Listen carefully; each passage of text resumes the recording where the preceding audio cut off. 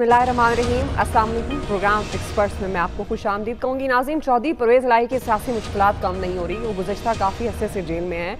उन्हें एक मुकदमे से रिहाई मिलती है तो दूसरे में गिरफ्तार होते हैं। लाहौर हाई कोर्ट ने आज परवेज़ इलाही को पेश करने का हुक्म दिया था, लेकिन पहले तो उन्हें पेश नहीं किया गया, लेकिन फिर अदालत की जानिब से वार्निंग दी गई कि 1 घंटे में परवेज़ इलाही को पेश ना किया गया तो DG नैब के वारंट गिरफ्तारी जारी करेंगे। जिसके बाद परवेज़ इलाही को अदालत में पेश कर दिया गया। मुख्तसर समाअत हुई और इस समाअत के बाद लाहौर हाई कोर्ट ने बड़े वाज़ेह अंदाज में परवेज़ इलाही को फौरी तौर पर रिहा करने का हुक्म दिया और साथ ही सख्ती के साथ हिदायत दी कि कोई अथॉरिटी या इदारा इन्हें गिरफ्तार नहीं करेगा। अदालत ने ये करार दिया कि इंक्वायरी होगी कि अदालती हुक्म के बावजूद परवेज़ इलाही को क्यों गिरफ्तार किया गया। यही नहीं बल्कि अदालत ने उन्हें पुलिस की निगरानी में घर रवाना किया। अब ताहम रास्ते में उन्हें दोबारा गिरफ्तार कर लिया गया। परवेज़ इलाही के साहबजादे हैं मोनिस इलाही, जिन्होंने अपने वालिद की गिरफ्तारी पर ये कहा है कि अगर हाई कोर्ट के अहकामात का इसी तरह मजाक उड़ाया जाना है तो फिर बाकायदा तौर पर यह वाज़ेह कर दिया जाए के मामलात क्या हैं। तो पैनल इसी मामले पर हम बात करेंगे। मैं पैनल का तारुफ देती हूँ। पैनल में मेरे साथ मौजूद हैं मोहम्मद इलियास साहब, अमार मसूद साहब, डॉक्टर हसनैन जावेद साहब, हाफिज़ ताहिर महमूद अशफी साहब और रमीज़ खान साहब। मैं आप सबको खुशामदीद कहूँगी।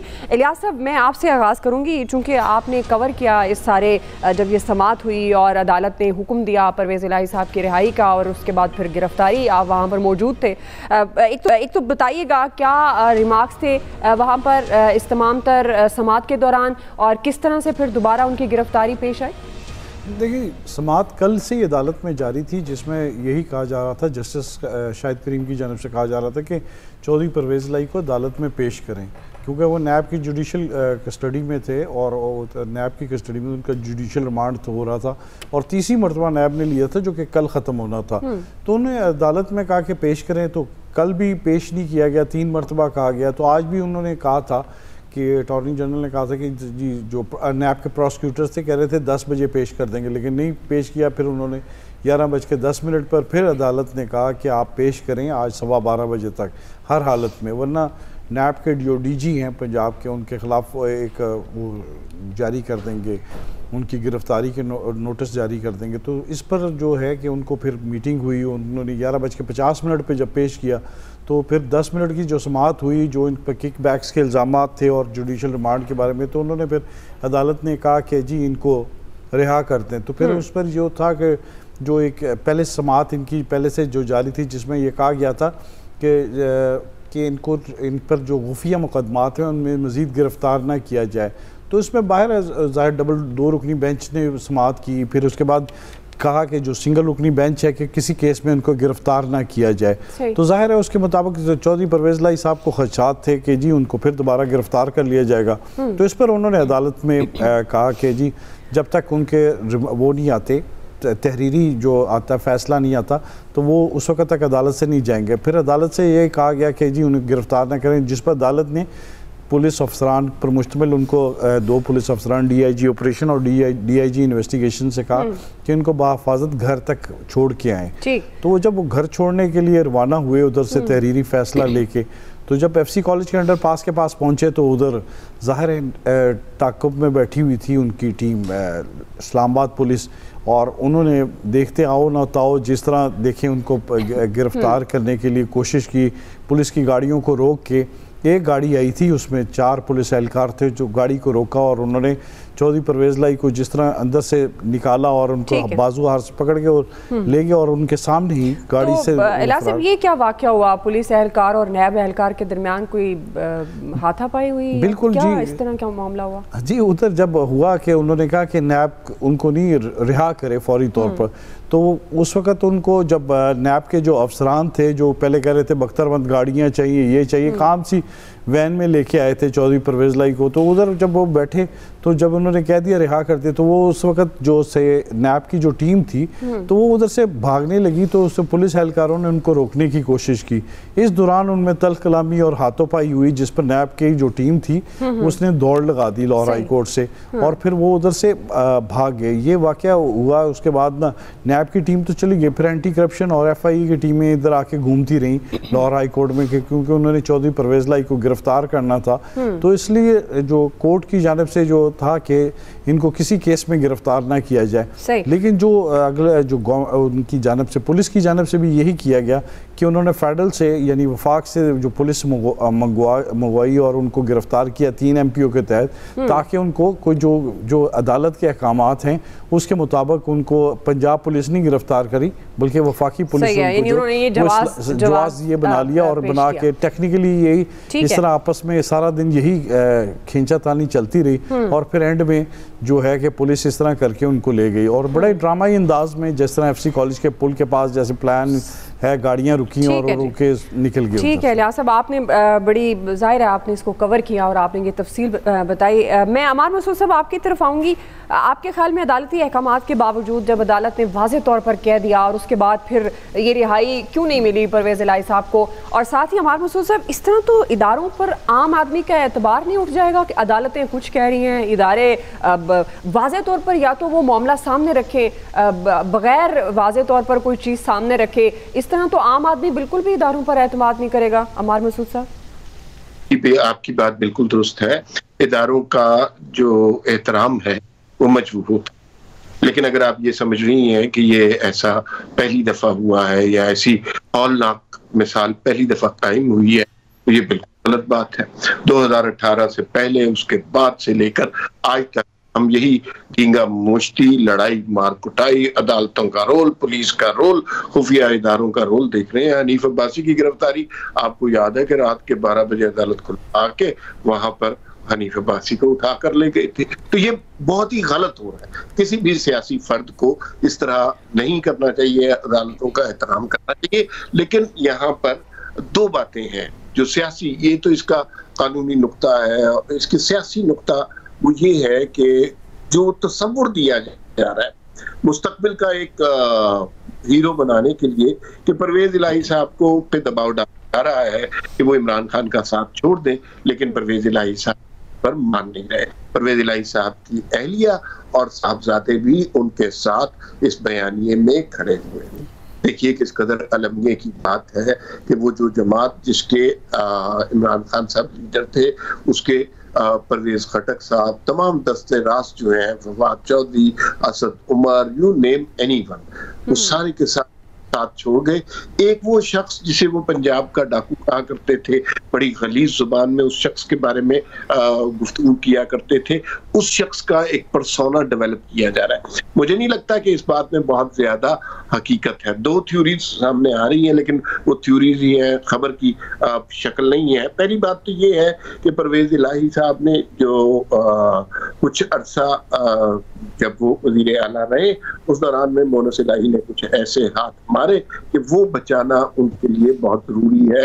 वो बचाना परवेज इलाही की शायद जिंदगी से भी ज्यादा जरूरी ये हो गया हुआ है। दूसरी बात ये है कि मुस्तकबिल का हमें एक लीडर नजर आ रहा है कि अगर तहरीक इंसाफ पंजाब के अंदर सरवाइव करेगी तो एक शख्स का पर्सोना ऐसा डेवलप किया जा रहा है कि जिसने इन कड़े हालात में, मुश्किल हालात में भी इमरान खान का साथ नहीं छोड़ा। तो इमेजिन कीजिए कि मुस्तकबिल में तहरीक इंसाफ पंजाब का सदर और शायद तहरीक इंसाफ पाकिस्तान का सदर भी परवेज इलाही को नामजद होना पड़े। सही, ठीक जी। डॉक्टर हसनैन साहब, ये बात तो दुरुस्त है अमार मसूद साहब की कि ये पहली दफ़ा नहीं हुआ ऐसा कि आम आदमी का, आवाम का इदारों से जो एतमाद है वो उठे। 2018 से पहले भी बहुत से वाक़यात है, 1-2 की एग्जांपल्स अमार मसूद साहब ने भी सामने रखी। तो डॉक्टर साहब, क्यों रिहाई नहीं मिल रही? सियासी नुक्ता इसमें क्या है जिस तरह अमार मसूद साहब फरमा रहे हैं? और अगर इस तरह के वाक़यात जो कि माजी से होते हुए आ रहे हैं और इस रविश को हम ख़त्म नहीं करेंगे तो ये फिर आम आदमी तो बिल्कुल इदारों पर एतबार नहीं करेगा। इतना बड़ा इदारा अदालत कुछ कहती है, दूसरा बड़ा इदारा पुलिस फोर्स हरकत में आ जाती है, तो ये मामला किस तरफ जा रहा है डॉक्टर साहब? अच्छा, बात यह है दुआ कि अब ये सवाल नहीं रह गया, ये सवालिया निशान भी नहीं रह गया, अब ये अलमिया बन चुका है। अलमिया ये है कि अदालत कहती है, चीफ जस्टिस कहते हैं, चीफ जस्टिस हाई कोर्ट कहते हैं, हाई कोर्ट का जज कहता है, वो चीख कर कह रहा है कि मैंने जो हुक्मनामा दिया है उसकी कानून के मुताबिक उस पर अमल दरामद किया जाए, लेकिन बाकी तमाम मामलात अलग हैं। आप ये देखें कि सुप्रीम कोर्ट और कोर्ट को बिल्कुल अलग कर दिया गया है, जजेस और जजेस के फैसले अलग हो चुके हैं, अदालत अलग हो चुकी चुका है, हुकूमत अलग हो चुका है, और इधर जो है वो नैब से फायदा उठाने वाले लोगों ने, जिसके अंदर एक बहुत बड़ी लिस्ट है जिसमें सबसे बड़ा नाम जो है नवाज शरीफ साहब का है, उनकी फैमिली का है, और इसके अंदर नून लीग के भरे भी है जमात और जरदारी साहब और पीपल्स पार्टी और भरे पड़े हैं लोग। मैं आपको एक और भी बात बताना चाहता हूं कि उसके अंदर जो नैब की तरमीम करके शहबाज शरीफ के आने का मकसद टोटली ये था कि सिर्फ और सिर्फ तरमीम करके अपने आप को क्लियर कर ले। नैब का डाकू, अगर वो डाकू थे तो उनको साबित करना था ना, जिस तरीके से उन्होंने कहा कि हम साबित नहीं होंगे तो वो अपने आप को भी क्लियर करवा लेंगे, जैसे शहबाज शरीफ ने अपने आप को क्लियर करवा लिया। आपके लिए मैं एक अर्ज कर दूं कि नैब तरमीम से फायदा उठाने वालों की जो फहरिस्त है वो तलब कर ली गई है, और निगरान वजीर आजम भी नैब की तरमीम के बेनिफिशियरी हैं। मैं बहुत खतरनाक बात कर रहा हूं आपके चैनल पर। और फिर मैं आपको ये बताऊं कि एक्सप्रेस ट्रिब्यून की खबर है, ये मेरी खबर नहीं है, 29 नवंबर 2022 की खबर है कि blessing in disguise, ruling elite major beneficiary of NAB law tweaks. इसके अंदर जो है इनमें इस खबर में जहां दूसरे नैब तरामीम की बेनिफिशरीज के नाम थे, वहां अनवारुल हक काकड़ साहब का नाम था, और मैं क्लियरली आपको ये बता रहा हूं, ये खबर है। अच्छा, उसके अलावा मैं बहुत सारे नाम हैं, तो अगर आप कहेंगी तो मैं दे दूंगा, लेकिन आप तरीकाकार चेक किए कि नैब को तरमीम करने के लिए उन्होंने कहा कि इसका तरीकाकार यूं कर लीजिए। मैं इकोनॉमिक टर्म्स में भी बता रहा हूं कि 50 जो करोड़ तक की जो करप्शन है, यानी उसको 49.5 तक करप्शन कर लें, यानी 50 करोड़ की जो हद है उससे कम की करप्शन कर लें, 2 हिस्सों में कर लें, 3 हिस्सों की कर लें। लेकिन अगर आपने इकट्ठे 1 अरब की करप्शन आपकी पकड़ी गई तो फिर नैब आपके ऊपर सख्ती कर सकती है। लेकिन पॉइंट तो यहां से सब खत्म हो गया। आप मुझे बताएं कि मियां नवाज शरीफ, आसिफ अली जरदारी, मौलाना फजल Rahman, Maryam Nawaz, Faryal Talpur, Ishaq Dar, Khawaja Muhammad Asif, Khawaja Saad Rafique, Rana Sanaullah, Jawad Latif, so and so forth, ये सारे के सारे नैब ज़दा नहीं है।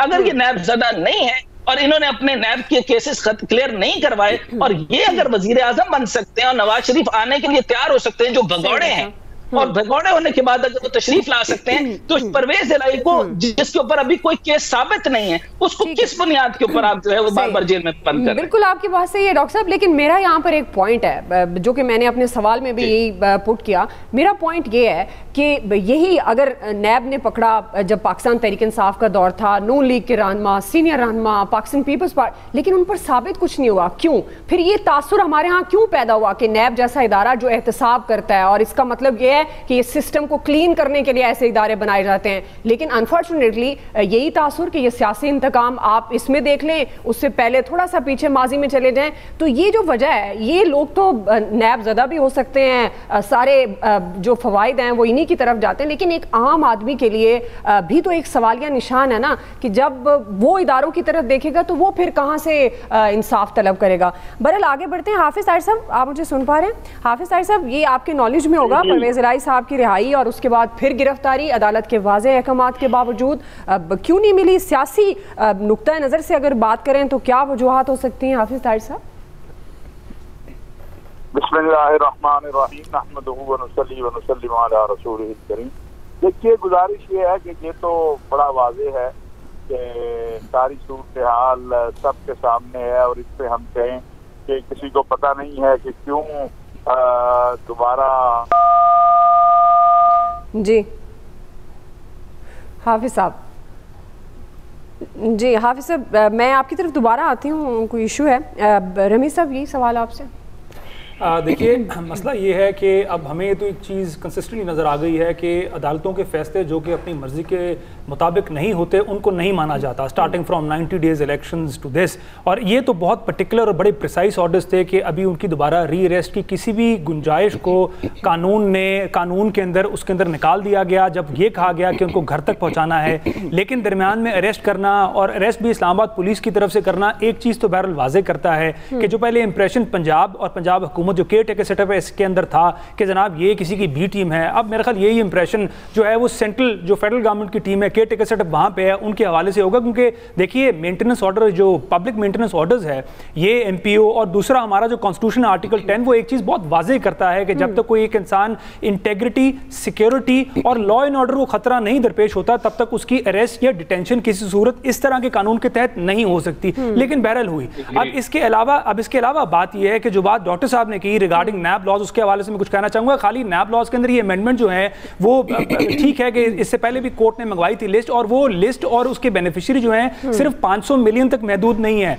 परसों चीफ जस्टिस की ऑब्जर्वेशन थी, chief justice of Pakistan Umar Ata Bandial साहब की ऑब्जर्वेशन थी कि नैब लॉ को इस तरह से ट्वीक और चेंज किया गया है कि उसके अंदर एविडेंस रिकॉर्ड करना ज्यादा कम्बरसम हो गया है, ज्यादा टेक्निकलिटीज इन्वॉल्व कर दी गई हैं ताकि वो लोग जो इसके अंदर इन्वॉल्व, जो लोग इसके अंदर पकड़े जा सकते हैं, उनको मजीद गुंजाइश मिले बचने की। तो एक चीज तो अब हमारे सामने वाजे है कि जनाब निकलना कैसे है। मेरा ख्याल जज को ये कहने के बजाय सिर्फ एक कंक्लूडिंग एक स्टेटमेंट, इससे पहले इंतकाम का निशाना बनाने का जो तासुर उभर रहा था खासतौर पर पाकिस्तान तहरीक इंसाफ के दौर में, तब ये अदालतें क्यों खामोश थी? तब भी तो गलत हो रहा था। देखिए पाकिस्तान तहरीक इंसाफ के दौर में मुझे को 2 या 3 ऐसी गिरफ्तारियां दिखा दें जो इस तरह हुई जिस तरह से परवेज इलाही साहब को पकड़ा गया। नहीं मुझे सिर्फ बताने दीजिए ना, जिस तरह परवेज इलाही साहब को पकड़ा गया, जिस तरह अली मोहम्मद खान को पकड़ा गया, जिस तरह शहरियार अफरीदी को पकड़ा गया, 8-9 कौन सा कानून है कि ये कहां पर था कि अगर किसी पे अभी जुर्म साबित नहीं हुआ, आपने उसको 90 दिन, 60 दिन, 5 महीने, 1 साल रखने के बाद फिर बताया कि वो क्लीन है।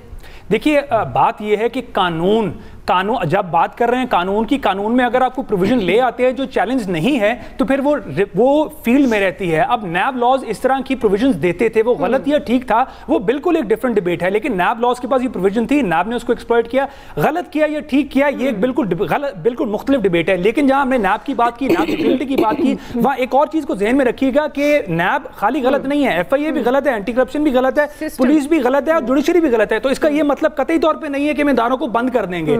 तरीका यह है कि आप इदारों के अंदर जो अकाउंटेबिलिटी प्रोसीजर है वो सही करते हैं। इदारों को ठीक भी तो कर सकते हैं, जो हम बार बार बात करते हैं कि हर इदारे के अंदर रिफॉर्म्स की जरूरत है।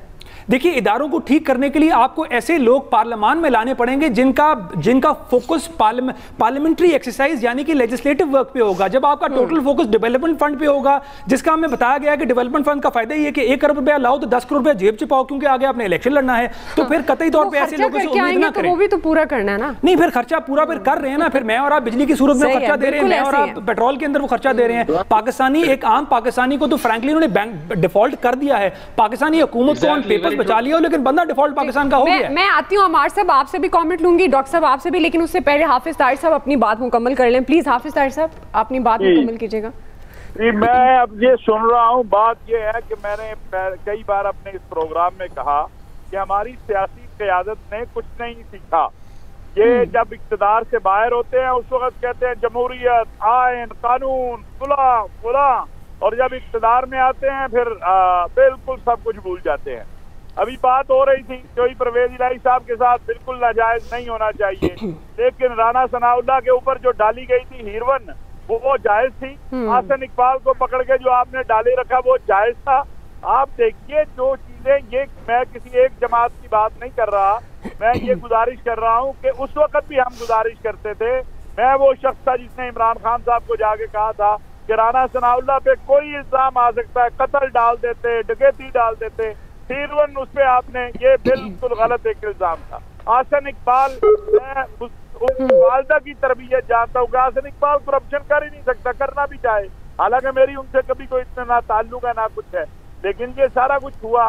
एक इंतकामी निजाम आपके मुल्क में चलता है एहतसाब के नाम पे। अब मुझे लगता ये है जो मौजूदा चेयरमैन नैब है जनरल भट्ट साहब, मुझे लगता है कि ये कुछ चीजें तब्दील करेंगे, अल्लाह करे कि ऐसा हो।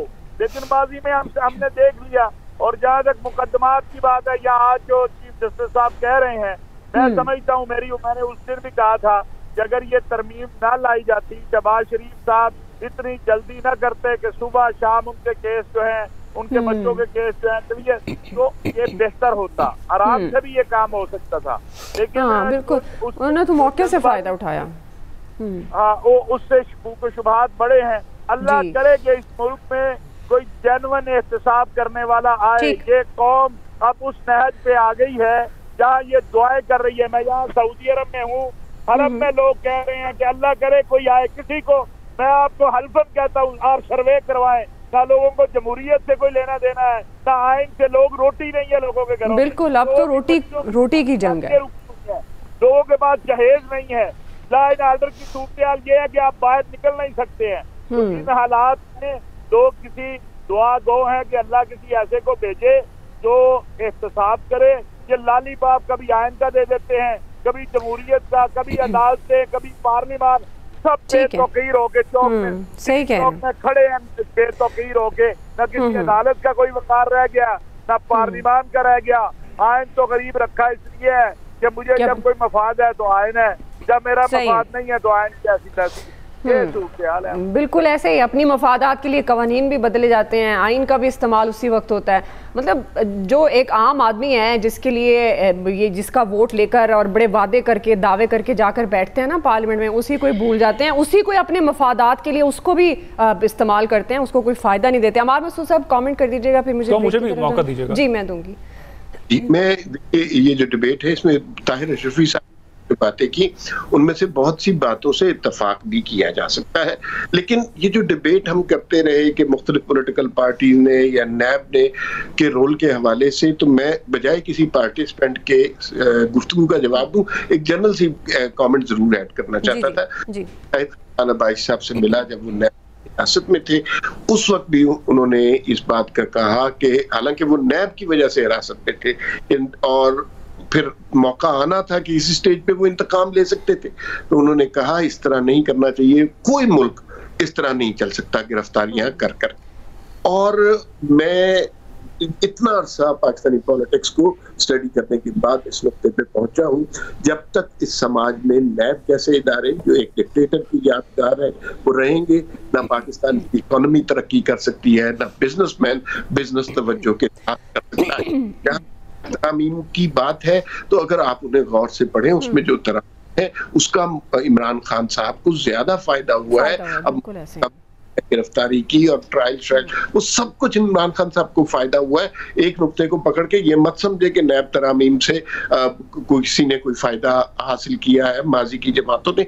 तो ये थोड़ा सा ना हमें इस बात पर फोकस होना पड़ेगा, समझना पड़ेगा कि नैब जैसे इदारे हमारी मईशत के लिए खतरनाक है। ये डिक्टेटरों ने एहतसाब के लिए बनाए थे, सियासतदानों को पकड़ने के लिए। जी रमीज साहब देखिए, दो बड़ी मुख्तसर सी बातें करूंगा। पहले राना सनाउल्लाह साहब के हवाले से की गई, तो राना सनाउल्लाह साहब अभी चंद दिन पहले तक मिनिस्टर थे और अगर उनके साथ कुछ ज्यादती की थी एनएफ ने तो फिर उसका एहतसाब करते। एहतसाब क्यों नहीं किया? दिल में अगर चोर नहीं था, पकड़ते उनके लोगों को कि जनाब ये मेरे पे आपने क्या पर्चा डाला। ये तो खुद पाकिस्तान तहरीक इंसाफ के लोग मसला नहीं जी, मसला वो एएनएफ थी ना, डिपार्टमेंट था, डिपार्टमेंट ने करना होता है। अगर आप मिनिस्ट्रीज को पकड़ेंगे, गवर्नमेंट के देखें ब्यूरोक्रेट्स हैं, पीएसपी ऑफिसर्स हैं, ये इनकी जिम्मेदारी है कि इंश्योर करे है।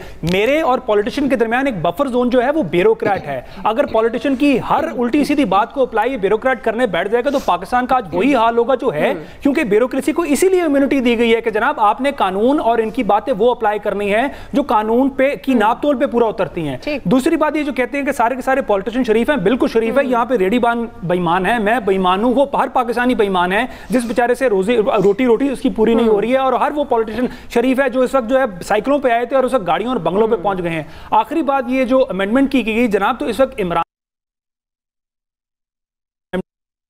अगर ये कोई इवन ऐसे नहीं इकबाल, ये सारे पॉलिटिकल पार्टी के लीडर्स जिनको गलत पकड़ा गया या सही पकड़ा गया, अगर उनको लगता था कि नैब के जो एक्सेसेस हैं उनको रोकना है, तो जब ये पार्लियामान में थे तो लेजिस्लेट करते और प्रॉपर लेजिस्लेशन से नैब की जो पावर्स हैं वो कर्टेल करते। जी डॉक्टर साहब आप कमेंट करना चाह रहे थे।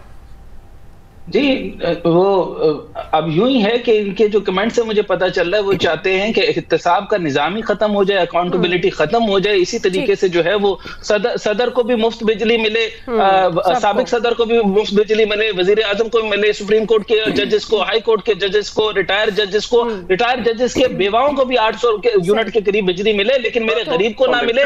400 यूनिट पे अजाब बन गया। और यहाँ पर आप अंदाजा करें कि ये फरमा रहे हैं कि सिरे से एहतसाब का सिस्टम ही खत्म कर दें, और नैब को चाहिए इसलिए नहीं है ताकि इस मुल्क के अंदर जो है वो जिस तरीके का राज चल रहा है, यहाँ पे जिसका दिल चले मरते बहरान होता है। और बहरान इकोनॉमिक्स कहती है जब बहरान जहां पे जिस मुल्क में होता है सबसे ज्यादा माल 1% अशराफिया करती है, और ये 1% अशराफिया के लिए अमार साहब की बात बिल्कुल दुरुस्त है। बिल्कुल अकाउंटेबिलिटी खत्म हो जानी चाहिए, नैब को नहीं होना चाहिए ताकि ये खुल के खेलें। सही है जी, आपका पॉइंट आ गया। बहरहाल जी जो हमारा बुनियादी सवाल था, अदालती के बावजूद परवेज़ इलाही को रिहाई क्यों नहीं मिली, राय आपने जानी एक्सपर्ट्स की। ब्रेक ले रहे हैं, ब्रेक से वापस आएंगे। दूसरा सवाल, रिलीफ देने की बजाय अवाम पर मजीद बोझ निगरान हुकूमत की बेबसी है या बेहिसी, इस पर बात करते हैं ब्रेक के बाद।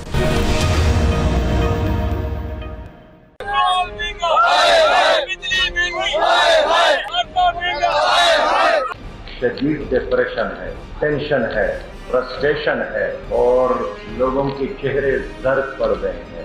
12 बजे दिन को एक चीज की कीमत एक होती है और रात को 12 बजे कोई और होती है।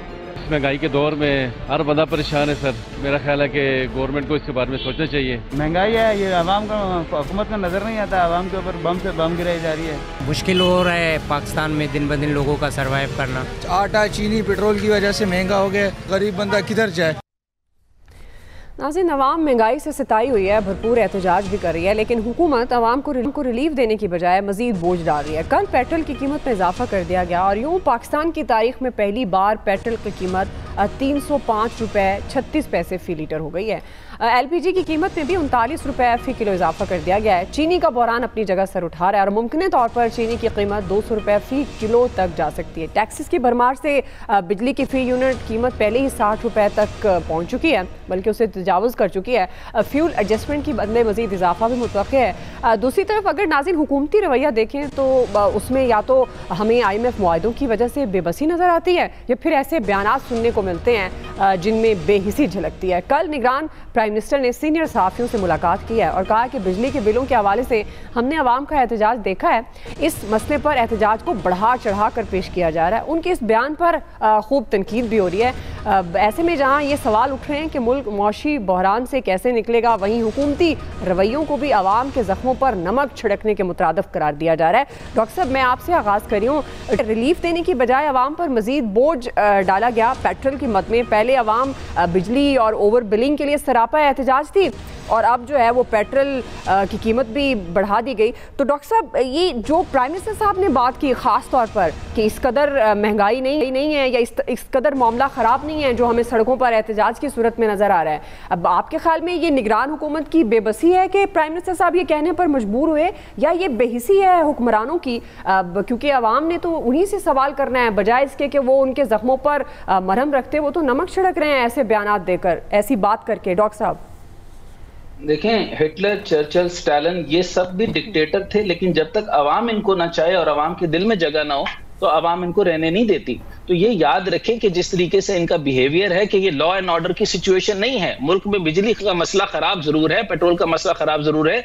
लेकिन ये लॉ एंड ऑर्डर की सिचुएशन नहीं है। ये जुमला कितना खतरनाक है, ये कितना बड़ा अलमनाक है, ये कितना अवाम का मजाक उड़ा रहे हैं। मैं सबसे पहले थोड़ा इत्मीनान से आपको गुफ्तगू बताते हुए बता दूं कि पहले जो है वो ब्रेंट क्रूड ऑयल जो है वो इंटरनेशनल मार्केट का पहले बताऊंगा और फिर बताऊंगा कि पाकिस्तान के पास डिसीजन लेने की अहमियत, डिसीजन ले ही नहीं सकती सिरे से, ना खजाना ले सकती। और शमशाद साहिबा ने अपना रिग्रेट पेश भी कर दिया कि मैंने बहुत गलती की इस पोजीशन को लेकर, और जो काकड़ साहब हैं वो डेस्परेट थे इस पोजीशन को लेने के लिए, चुनाचे उन्होंने ले ली। वो चंद दिन की जो है खुशी वो कबूल कर लें, लेकिन 85.08 डॉलर के ऊपर तखमीना था। और 1 नवंबर, ये अगस्त 15 का बता रहा हूं, और यकम को तकरीबन 87.01 इतनी आपकी सिर्फ 2 इशारिया की जो इंटरनेशनल मार्केट में जो है वो चेंज आई। आप देखिए इतनी सी चेंज के ऊपर आप जो है वो हमारे पास क्या लगा रहे हैं, 305 रुपए का आपने पेट्रोल कर दिया, 305.36 रुपए का एक्स रिफाइनरी की कीमत बता रहा हूं। एक्स रिफाइनरी यानी उसके बाद रिफाइनरी के बाद आता है, यानी 228.59, उसके ऊपर जो है वो IMF के कहने के ऊपर आपने 60% लेवी लगा दी। और ये नहीं देखा कि आवाम की हालत क्या है, ये बिजली के ऊपर मैं बाद में आऊंगा, लेकिन यहां बता दूं लेवी के ऊपर 60 रुपए लगा दिया। अब जब पेट्रोल इसको कहते हैं पेट्रोल डेवलपमेंट लेवी, अच्छा इसका इंप्लीमेंटेशन ये कह नहीं सकते, ये नेगोशिएट ही नहीं कर सकते। मैंने पहले कहा था जब स्टैंड बाय एग्रीमेंट होता है तो you don't have a power कि आप, बल्कि नेगोशिएट करने की जरूरत भी नहीं होती कि आपके स्टैंड बाय एग्रीमेंट है। आप जितना मर्जी इनको ऑटोनमस कर दें, आप स्टैंड बाय एग्रीमेंट में आप मांगते हैं उस दर्जे के जिस कौम के पास 8 अरब रुपए के रिजर्व हो, वो भी मांगे तांगे के, और जिसके साथ इंडिया जो है वो 600 अरब रुपए की, 600 अरब डॉलर की इतनी बड़ी मईशत का रिजर्व लेकर बैठा है। मैं उसको कंपैरिजन नहीं देने लगा, लेकिन उसके बाद आप ये देखिए, जी हाँ, फिर उसके बाद आपको मैं बताऊं कि ये जो काकड़ साहब हैं वो सिर्फ जुमलाबाजी ना करें और सिर्फ इस वक्त लोगों को परेशान ना करें, मीडिया को सप्रेस ना करें। फिर इसके बाद जो मैं आपको सर मैं एक और चीज पेश करना चाहता हूं, LNG की कीमत के अंदर तकरीबन 38.97 की जो है वो इजाफा फौरी कर दिया गया पर केजी। LNG के ऊपर इजाफा आप अंदाजा कीजिए कि इसके अलावा जो वजारत खजाना के अंदर सारे पेट्रोल के ऊपर वो बढ़ा दिया गया। इसके अंदर पेट्रोल हो गया, हाई स्पीड डीजल हो गया, केरोसिन हो गया, लाइट डीजल हो गया। अब इसके अंदर अगर आप देखें पेट्रोल के ऊपर प्लस 22.45 प्लस 19.60 प्लस 22.00 प्लस 27 यानी इतना बड़ा गैप। मैं दो बड़ी प्रेडिक्शन करने लगा हूं। 100 रुपए इस महीने में दोबारा बढ़ेंगे पेट्रोल पे, जितना क्रूड ऑयल है ये दोबारा बढ़ जाएगा पेट्रोल पर, यानी डीजल, ये सारा तकरीबन। और इसी तरीके से डॉलर भी उन्होंने क्या उसकी डेप्रिशिएटेड वैल्यू इसी तरीके से रुपए की करो, और डॉलर मैं आपको लिख के दे रहा हूं कि 400 450 रुपए तक पहुंच के रहेगा। सही है। ये तो फिर इस तरह तो मजीद महंगाई की ज़ाहिर है वो भी उसकी शरह में भी इजाफा होगा, तो आम आदमी बेचारा कान देगा। हाफिज़ ताहिर साहब, अब ये निगरान हुकूमत की बेबसी है कि मामलात को कंट्रोल नहीं कर पा रही, और जिस तरह से निगरान प्राइम मिनिस्टर साहब मुख्तलिफ तवज्जुआत देते हुए ये बताते हैं कि भाई इतना भी नहीं हुआ कि आप पहिया जाम हड़ताल करने लगे हैं, इतनी भी महंगाई नहीं है, तो ये किस तरह से आप उनके इस सेंटेंस को देखेंगे? ये उनकी बेबसी है, वो कुछ नहीं कर सकते, या फिर वो बॉदर नहीं कर रहे कि आम आदमी कितना हर्ट होगा उनकी इन अल्फाज से? बात ये है कि ये उनकी बेबसी है, क्योंकि ये सारी चीजें तो करके गए हैं, जो गए हैं वो करके गए हैं। काकड़ साहब ने तो इसमें एक ना नुक्ता बढ़ाया है ना कम किया है। जो चीजें तय हुई हैं वो उसको लेके आगे बढ़ रहे हैं। मेरा ख्याल है कि जो असलूब था उसमें थोड़ी बेहतरी से भी बात की जा सकती है कि भाई IMF का शिकंजा 76 साल के अंदर लूट मार और हर वक्त मांगते रहना, नतायज निकल रहे हैं। बैठकर सोचा जाए कि कैसे निकलना है इस सारे अमल से। ये नहीं है एक दूसरे को ताने देते रहे और आए और चले जाए। जरा मैं मुझे तो सिर्फ इतनी गुजारिश करनी है अपनी कौम से कि हम पैदा हुए हैं कि हमको मज़ारे हैं, इनके लिए आप कीजिए। कहीं डेवलपमेंट फंड है तो कहीं कुछ है और कहीं है और कहीं कुछ है। पिछली असम्बली जो ये 16 माह ले लें और इमरान खान साहब की ले लें, कौम के सामने सिर्फ इनके खाने लाए जो पार्लिमान में हुए, जो वजीर आजम हाउस में हुए, जो बाकी जगह हुए, तो कौम उसके बाद फैसला कर रही है इलेक्शन में कि क्या करना है। कहाँ जाएंगे आप, किधर जाएंगे आप, जब आपकी सूरत हाल ये है कि लोग रो रहे हैं कि तनख्वाह 25,000 है, बिल 30,000 है, तो परेशानी की बात तो है, क्यों नहीं है परेशानी की बात। बाकी जहाँ तक काकड़ साहब की बात है तो देखिए वो तो कह भी दिया मेरा ख्याल है वजीर खजाना ने कि हम कुछ नहीं कर सकते। IMF के साथ जो मामला तय हैं उसी को लेके आगे बढ़ना है। अल्लाह तबारक व तआला से दुआ है और कौम खुद सोचे कि इलेक्शन अगर फरवरी में हो जाते हैं तो उनमें ऐसी क़यादत को वोट दे कि जो लगाता भी है और खाता भी है, या लगा के आएगा तो खाएगा भी ना हो, जिसको एहसास हो कि गुर्बत क्या होती है, को एहसास हो कि भूख क्या होती है, प्यास क्या होती है, अपनों में से मुंतखब बिजली के मैटर में मुझे और दीजिएगा। जी मैं देती हूँ आपको लास्ट में। जी डॉक्टर हाफिज साहब, मज़ारे न बने कौम और अपने नुमाइंदों को मुंतखब उनको करें जो साइकिल वाला है, जो रेडी वाला है। नहीं हाफिज साहब, ये इनकलाब आपको लगता है आ सकता है? ये तो बहुत बड़ी तब्दीली और आइडियल स्टेट की बात करें जो अनफॉर्चुनेटली हमें मुयसर नहीं है। हमें कहना तो पड़ेगा ना, नहीं कहेंगे तो कोई भी नहीं कहेगा। हम कहें तो सही, क्यों भाई अपने में से लाओ। सही है। जैसे किसी को क्या पता है लाहौर सर्विस अस्पताल में गरीब के साथ क्या बीतती है, फिर में क्या बीतती है, किसी को क्या पता है जनरल अस्पताल में क्या होता है फैसलाबाद में। क्योंकि हमारी एलीट क्लास को तो अगर सर में बुखार हो तो इलाज के लिए लंदन जाना होता है, स्विट्जरलैंड जाना होता है। ठीक है, बिल्कुल आप सही कह रहे हैं। अमाद मसूद साहब, आप अक्सर ये उम्मीद की बात करते हैं कि उम्मीद का दामन हाथ से नहीं छोड़ना चाहिए, तो निगरान प्राइम मिनिस्टर साहब कम से कम ये तो कह सकते थे कि हम कोई कोशिश कर रहे हैं, हमारी कोई बातचीत चल रही है IMF के साथ भी, अवाम हौसला रखे, परेशान ना हो, जितना हमसे हो सका हम ज़रूर करेंगे। देखिए ये जो टेक्नोक्रेट्स होते हैं ना, ये टूथलेस और हार्टलेस लोग होते हैं। ये मुल्क को मैनेज करने की कोशिश करते हैं एक्सेल की स्प्रेडशीट पे।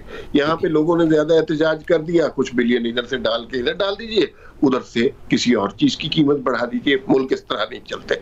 जब कोई सियासी मुंतखब हुकूमत होती है, लोगों के पास एबिलिटी होती है उनका गिरबान पकड़ने की, उनसे सवाल करने की, चाहे वो शहबाज शरीफ की हो, नवाज शरीफ की हो, इमरान खान की हो, लेकिन मुंतखब हुकूमतें ही हल होती हैं। बहुत ही बुरा बयान था निगरान वजीर आजम का, और मैं आपको ये बताऊं कि आने वाले जो हालात हैं उसमें इस तरह की बयानबाजी बढ़ेगी। हमें ये सोचना चाहिए कि जो इन्हेदाम मईशत का, अखलाक का, समाज का, सियासत का हमें दरपेश है, क्या वो इस निगरान हुकूमत की वजह से है, क्या वो गुज़िश्ता हुकूमत की वजह से है, क्या उससे पहले हुकूमत की वजह से है? तो उसका जवाब सिर्फ इतना है, ये हमारी 75 बरस की गलतियां हैं जिसका खमियाजा इस वक्त हमें भुगतना पड़ा है। कोई एक शख्स, कोई एक पार्टी, उसको मूरत इल्जाम ठहराना मकसद नहीं है यहाँ पर, लेकिन जो कुछ हुआ हमारी बेतहाशा गलतियों की वजह से, जिसमें जमहूरी गैर जमहूरी कुव्वतें दोनों की गलतियां शामिल हैं। और अब हमें कोई रास्ता नजर नहीं आ रहा। रास्ते की सिर्फ एक सूरत नजर आती है कि अब इलेक्शन हो, मुंतखब हुकूमत आए, अवाम जिसको भी वोट दे वो मुंतखब हो। लेकिन मेरे दिल में एक ख्वाहिश, एक तमन्ना जरूर है कि जो कुछ 2018 में जो मईशत के हालात थे, जिस पर बहुत ज्यादा गौर व फिक्र किया जा रहा था, गम गुस्से का इजहार किया जा रहा था, काश वो सारा मुल्क उसी हालत में चलने दिया जाता तो आज पाकिस्तान की हालत बहुत ज्यादा बेहतर होती। लेकिन एक हाइब्रिड तजुर्बे की खातिर एक सब दांव पे लगा दिया गया और उसका खमियाजा हम आज भुगत रहे हैं। बिल्कुल आपका पॉइंट, लेकिन बात से ज़रूर इत्तेफाक करूँगी अमार मसूद साहब की कि ये किसी एक हुकूमत या किसी एक जमात, किसी एक टेन्योर को आप नहीं कह सकते कि ये आज जो हालात हैं इस वक्त मईशत के उसका ज़िम्मेदार है। ये हमारी तारीख 75 सालों से यही हम करते आ रहे हैं, ख़ुद गलतियाँ करते हैं और उससे सीखते नहीं हैं, और जब सीखने की कोशिश करते हैं तो फिर जो एक सियासतदानों का गठजोड़ है उनके सामने अनाए और अपने मफादात आ जाते हैं, जिसकी वजह से फिर मौका मिलता है बाकी कुव्वतों को, और फिर हम कहते हैं कि जी मामलात कहाँ ख़राब हुए और कहाँ नहीं, और जो एक गलती होती है हम उसको सुधार नहीं सकते। ब्रेक ले रहे हैं नाज़रीन, ब्रेक से वापस आएंगे। मैं डॉक्टर साहब आपको भी मौका दूंगी, आप कमेंट करना चाह रहे थे, रमीज़ साहब हैं, इलियास साहब हैं, यही सवाल हम रखेंगे, आप हमारे साथ रहिएगा। वेलकम बैक नाज़रीन। आवाम पर जो महंगाई का बोझ मज़ीद डाला जा रहा है, पेट्रोल की सूरत में, चीनी महंगी होने की ख़बरें हैं, मज़ीद महंगी होने की ख़बरें हैं, बल्कि ये कहना दुरुस्त होगा, तो हम सवाल ये कर रहे हैं कि निगरान हुकूमत की बेबसी या बेहिसी है। रमीज़ साहब, आप किस तरह से देख रहे हैं प्राइम मिनिस्टर साहब के बयान को निगरान वज़ीर आज़म के, बजाय इसके कि आवाम के ज़ख्मों पर जो है वो मरहम रखी जाए, वो तो नमक छिड़क रहे हैं। और अब ये बात तो दुरुस्त है, उनका मैंडेट नहीं है, लेकिन आम आदमी को तसल्ली तो दे सकते हैं वो कि कुछ ना कुछ करेंगे। नए प्राइम मिनिस्टर हैं, इनएक्सपीरियंस्ड हैं, इससे पहले कोई तजर्बा भी इतना खास उनका नहीं है एडमिनिस्ट्रेशन का, पब्लिक फीडबैक से उनका कोई लेना देना नहीं है, एक इलेक्शन लड़ा वो भी अलग फसल से हार गए, ये तो जिन्होंने इंस्टॉल किया वो जाने। लेकिन मैं इस बात की हद तक कि इनके पास बड़ा लिमिटेड मैंडेट है, और जो स्टैंड बाय अरेंजमेंट है जिसके हवाले से हमने पहले भी बात की है कि वो हुकूमतों को, स्पेशली केयर टेकर सेटअप को, कोई ब्रीदिंग रूम नहीं देता कि वो कोई ऐसा रिलीफ जो है वो लोगों को प्रोवाइड करे, क्योंकि उस हवाले से जो है इनके जितने दरवाजे हैं, वो स्टैंड बाय एग्रीमेंट जब साइन हुआ था वो तभी बंद हो गए थे। लेकिन बात इससे आगे मैं चलाना चाहूँगा, क्योंकि इससे पहले जो बात हुई कि जो हुआ हमें उससे आगे बढ़ना चाहिए। So very sorry but I don't agree with this कि रोटी शोटी खाओ तो मट्टी पाओ, ये नहीं होना चाहिए। देखिए, वॉर क्राइम्स के लिए कई दहाइयों बाद भी लोगों को सजाएं दी गई, वो जिंदा थे या मुर्दा, लेकिन बहरहाल उनका फैसला किया गया ताकि once and for all history जो है वो रीसेट की जाए और लोगों को बताया जाए कि जनाब ये चीज़ गलत थी और ये चीज़ ठीक थी। हमारे सिलेबस में और हमारे ये जो डिस्कोर्स है इसके अंदर एक और चीज़ इसका इजाफा हमें करना चाहिए, वो है फाइनेंशियल टेररिज्म।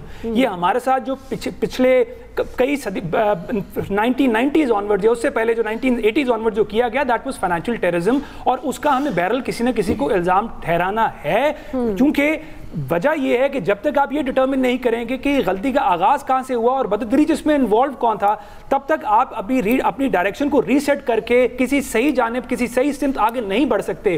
उसकी बड़ी बुनियादी रीजन ये है कि अगर आज आप एक गलती को ओवरलुक करते हैं तो फिर ये क्या, इसकी क्या गारंटी है कि आने वाला शख्स जो है वही गलती रिपीट नहीं करेगा इसी उम्मीद से कि दोबारा ओवरलुक कर दिया जाएगा। तो ये this is absolutely not acceptable. आगे चलते हुए ये देखिए, बात ये है कि जो इस हुकूमत को लाने वाले हैं उनके बैरल इंटरेस्ट जो है वो मीट हो रहे हैं, उसके हवाले से ज्यादा बात नहीं करेंगे। पब्लिक जो है वो इसलिए आपको नजर आ रही है ऑन साइड लाइंस क्योंकि again as I have said कि इस हुकूमत के पास कोई खास ब्रीथिंग रूम खुद के लिए भी नहीं है। बिल्कुल आपकी बात दुरुस्त है, लेकिन जाहिर है आम आदमी को इन चीज़ों से कोई परवाह नहीं है ना। वो तो आप जो कह रहे हैं ना रोटी शोटी खाओ, और उनको रोटी शोटी से वैसे फ़र्क पड़ता है और किसी चीज़ से नहीं। इलियास साहब, आवाम पर मज़ीद बोझ, ये पेट्रोल की जो कीमतें बढ़ा दी गई, आप किस तरह से देख रहे हैं? ये फैसला करना ज़ाहिर है मजबूरी थी, लेकिन जो प्राइम मिनिस्टर साहब का बयान है वो कैसे देख रहे हैं आप? देखिए, प्राइम मिनिस्टर साहब ने कहा कि जी हर सूरत में आपको बिल दे दें, तो उसके बाद तो कोई बात रह नहीं जाती, क्योंकि ज़ाहिर है उन्होंने अपना जो स्टैंड बाय एग्रीमेंट है IMF से, उससे दूसरी ट्रंच लेनी है, तो ज़ाहिर है उन्होंने हर सूरत में इस पर अमल दरामद करवाना है, जो भी बल्कि और आएगा, क्योंकि उन्होंने रेवेन्यू को बढ़ाना है और रेवेन्यू का हासिल करने के लिए ये सबसे आसान तरीका है कि पेट्रोलियम लेवी लगा दी और दीगर टैक्सेस लगा दी बिलों में, या पेट्रोल की, गैस की, पेट्रोलियम मसनूआत की कीमत बढ़ा दी, तो ज़ाहिर है टैक्स जो नेट है उन पर मजीद बोझ बढ़ा दिया, उसकी रेशो बढ़ा दी, तो जाहिर है जिनसे टैक्स वसूल कर रहे हैं उन्हीं पर ज़्यादा बोझ लाते जा रहे हैं। और ये क्या होगा, ऐसा ये होगा कि लोगों की, आप देखें बिजली के बिलों के बाद लोगों की कैपेसिटी नहीं रही कि वो पे कर सकें, अपना बिजली का बिल दे सकें, उसके बाद पेट्रोल ले सकें। अब देखें आहिस्ता आहिस्ता क्या होगा, लोगों की कैपेसिटी जो बाइंग परचेजिंग पावर है वो ख़त्म होती जा रही है। इसके साथ ही ना बचत का रुझान तो मुल्क में ख़त्म हो गया।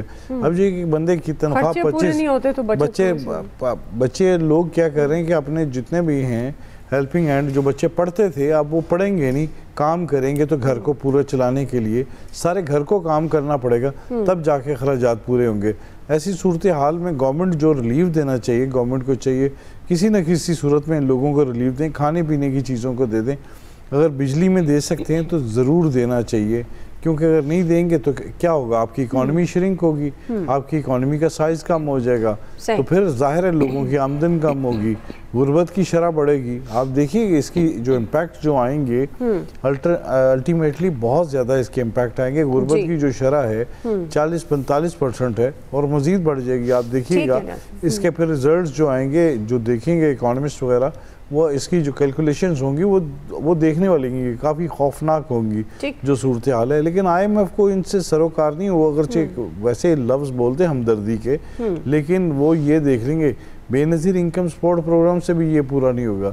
क्या देते हैं आप उसे? लोग तो कुछ खरीद भी नहीं सकते, दाल, चने की दाल नहीं खरीद सकते। सही, बिल्कुल जी। डॉक्टर साहब आप कमेंट करना चाह रहे थे?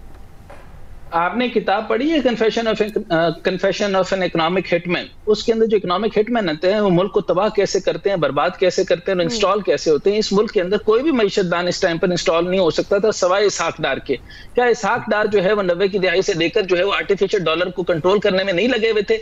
एक तो ये सबसे बड़ा सवाल मैं आपके पास छोड़ रहा हूँ। डॉलराइजेशन और डी डॉलराइजेशन के ऊपर आपको पूरा प्रोग्राम करना पड़ेगा। अब मैं एक इंपॉर्टेंट बात करने वाला हूँ कि इस टाइम पे हालत ये आ गई है कि आप ही के इसहाक डार ने जो अवाम का गला काट कर जो बजट पेश किया था, टैक्स के ऊपर टैक्स, टैक्स के ऊपर टैक्स, ये सारे के बाद जो है वो हंगामी हालात के लिए रखे गए थे 250 अरब रुपए।